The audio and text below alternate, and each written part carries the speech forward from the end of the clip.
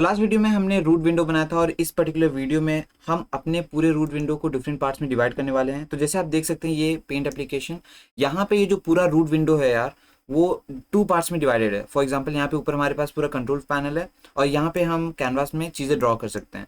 So basically इसी तरीके से हमें भी डिसाइड करना पड़ेगा कि हम कहाँ पे ये कंट्रोल्स की चीज़ें रखने वाले हैं और कहाँ पे हम एक्चुअली में कैनवास प्लेस करने वाले हैं ताकि हम ड्रॉ कर सकें चीज़ें, राइट। सो इसके लिए पहले हम तुरंत एक लेआउट डिसाइड करेंगे और मैं लेआउट यार बहुत सिमिलर रखने वाला हूँ जो हमारे पास ऑलरेडी है, जो एमएस पेंट है, हम उसको पूरी तरीके से क्लोन करने की कोशिश करेंगे। तो अगर ये हमारा रूट विंडो है तो ऑन द वेरी टॉप हम लोग यहाँ पे एक फ्रेम क्रिएट करेंगे। अब फ्रेम क्या होता है यार, पहले वो भी जान लेते हैं। फ्रेम बेसिकली आपके पूरे रूट विंडो को मल्टीपल पार्ट्स में डिवाइड कर सकता है, राइट, ताकि आप चीज़ों को और ऑर्गेनाइज तरीके से रख सकें आप अपने जीयूआई प्रोग्राम में। तो जैसे कि मैं ये एक फ्रेम 1 बना दूंगा और यहाँ पे नीचे एक फ्रेम 2 बना दूंगा और यार ऊपर जितनी भी चीज़ें हैं ना मैं यहाँ पे कंट्रोल की चीज़ें बनाऊंगा।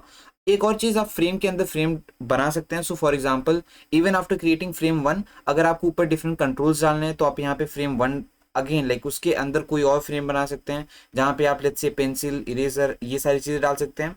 लाइक हमारे पास यहाँ पे राइट, तो टूल्स के लिए एक और फ्रेम बना सकते हैं, फिर वहाँ पे ब्रशेस के लिए एक फ्रेम बना सकते हैं, फिर शेप्स के लिए एक फ्रेम बना सकते हैं।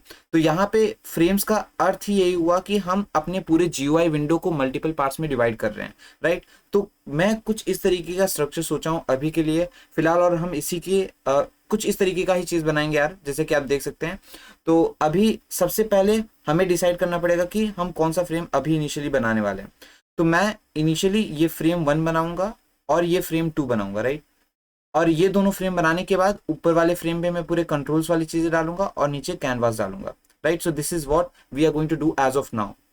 तो यार सबसे पहले मैं अपने VS कोड में आ जाऊंगा और यहाँ पे आप देख सकते हैं कि हमने सिर्फ रूट विंडो बनाया है। मैं एक बार प्रोग्राम रन करके भी दिखा दूंगा कि अभी तक हमने क्या किया है। यहाँ पे आप देख सकते हैं हमारे पास ये एप्लीकेशन आ गया और ये एक खाली सा रूट विंडो है।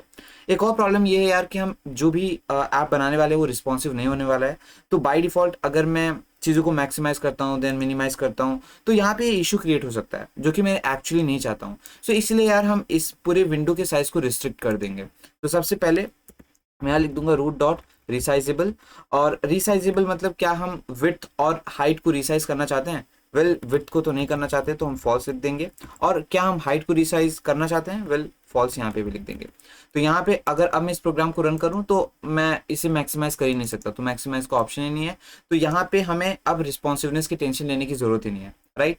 अब यार इसके बाद मैं क्या करूँगा, यहाँ पे फ्रेम्स बनाऊंगा। तो ऑलरेडी आप देख सकते हैं कि मेरे पास रूट विंडो तो तैयार है, अब हमें सिर्फ फ्रेम्स बनाने की जरूरत है। और फ्रेम्स बनाना बहुत ज़्यादा आसान है और मैं आपको बताऊंगा कि ये एक्चुअल में बनता कैसे। तो सबसे पहले हमें एक नाम डिसाइड करना पड़ेगा और इनिशियली क्योंकि हम अपने पूरे ही विंडो को सिर्फ 2 पार्ट्स में डिवाइड करने वाले हैं, जैसे कि आप ये देख सकते हैं ऊपर का और नीचे का, तो हम सीधे फ्रेम 1 और फ्रेम 2 बना सकते हैं बिकॉज यहाँ पे कंफ्यूजिंग नहीं होने वाला। तो मैं लिख दूंगा फ्रेम 1 इक्वल्स, और यहाँ पे जो क्लास हमें इस्तेमाल करनी पड़ती है वो फ्रेम है, तो यहाँ पे हम फ्रेम बनाएंगे और हमें स्पेसिफाई करना पड़ेगा कि ये फ्रेम किसके अंदर रहेगा। अगेन यहाँ पे हमारे पास मल्टीपल विंडोज हो सकते हैं कि जैसे कि यहाँ पे मैं कलर बॉक्स पे क्लिक कर रहा हूँ तो हमारे पास एक और विंडो आ रहा है, राइट। सो ये एक डिफरेंट विंडो है। तो हमें जब भी हम कोई भी विजिट बना रहे हैं तो हमें डिसाइड करना पड़ता है कि हम इसे कहाँ प्लेस करें। तो मैं यहाँ पे यार रूट लिखूंगा क्योंकि मुझे फ्रेम रूट के अंदर चाहिए और फिर यहाँ पे मैं कुछ चीज़ें स्पेसिफाई कर दूंगा ताकि आप फ्रेम को एक्चुअली देख सकें। बाय डिफॉल्ट या फ्रेम्स पूरा इनविजिबल होता है, तो अगर आप उसे देखना चाहते हैं तो मैं एक बैकग्राउंड कलर डालूंगा, बट उसके पहले ये इसकी कुछ हाइट होनी चाहिए, विड्थ होनी चाहिए, राइट। अदरवाइज अगर आप फ्रेम के अंदर कुछ डालते नहीं है तो बाय डिफॉल्ट वो उसकी हाइट और विड्थ दिखेगी नहीं, राइट, वो एब्सोल्युटली जीरो होगी। सो मैं यहाँ पे लिखूंगा height should be let's make it 100 as of now, और यहाँ पे जो विड्थ है मैं इस्तेमाल कर लूंगा same as the size of window that we have, so 1100। इसके बाद मैं डालूंगा बैकग्राउंड कलर। अब बैकग्राउंड कलर में हम कुछ भी कलर डाल सकते हैं क्योंकि एट द एंड हम इसे हटाने वाले हैं, बट अभी मैं आपको दिखाना चाहता हूँ कि फ्रेम्स किस तरीके से वहाँ पे उत्पन्न होता है, इसलिए मैं यहाँ पे सिर्फ बैकग्राउंड कलर डाल रहा हूँ, राइट। तो मैं यहाँ पे जल्दी से BG equals I guess red सही रहेगा, तो मैं रेड डाल दूंगा। एंड अगर मैं इस प्रोग्राम को रन करूंगा यार तो आपको फ्रेम नहीं दिखेगा। द रीजन इज मुझे हमेशा इसको ग्रिड करना पड़ेगा, राइट। ग्रिड, पैक या फिर प्लेस, तो 3 तरीके होते हैं और मुझे ग्रिड सबसे ज़्यादा पसंद है।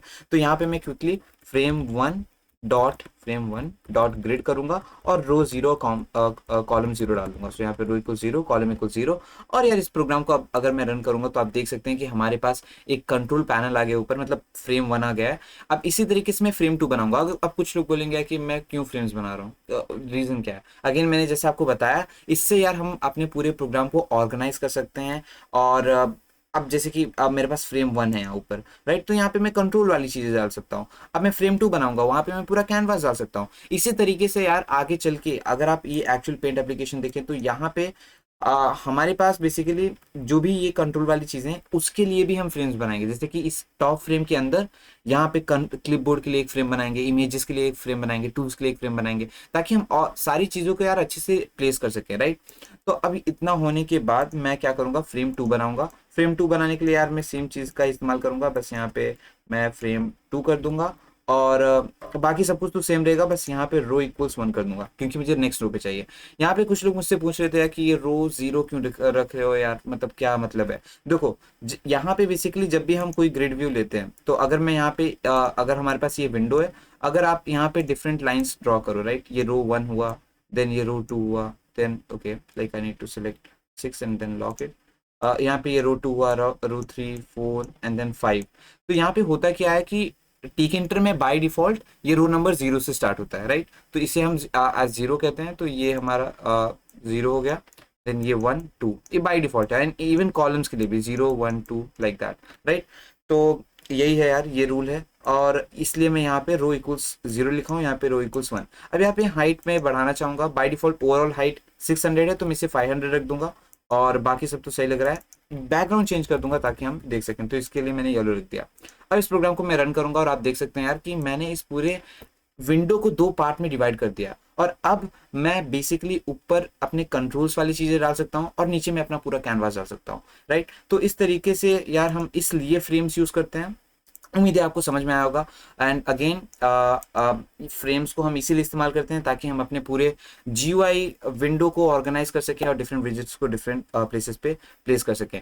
तो ये था आज के वीडियो में यार, यही था। और मैं जल्दी से क्या करूँगा यार, इसके लिए मैं कमिट मार दूंगा ताकि आप इस पर्टिकुलर कोड को भी एक्सेस कर पाएँ। तो यहाँ पे जो चीज़ें हमने चेंजेस की हैं, चलिए हम मैं कमिट मार दूंगा यार और ये आपको जो कोड है मिल जाएगा for sure. And that's all for today's video. Thank you.